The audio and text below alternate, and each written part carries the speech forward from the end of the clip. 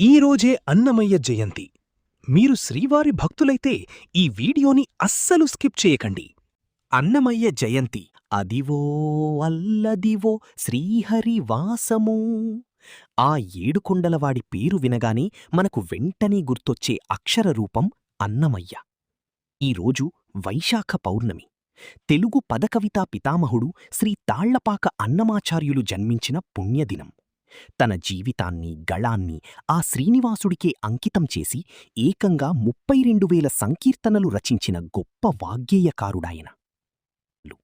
అన్నమయ్య కేవలం భక్తుడు మాత్రమే కాదు, తందనాన ఆహి బ్రహ్మమొక్కటే అంటూ కులమత భేదాలు లేవని, దేవుని ముందు అందరూ సమానమేనని ఆనాడే చాటి చెప్పిన సామాజిక సంస్కర్త.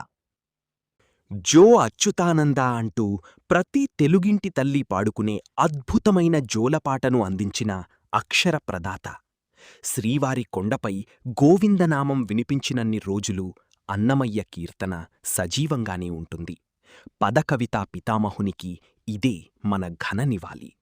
మీకు ఈ వీడియో నచ్చినట్లయితే దయచేసి లైక్ చేయండి.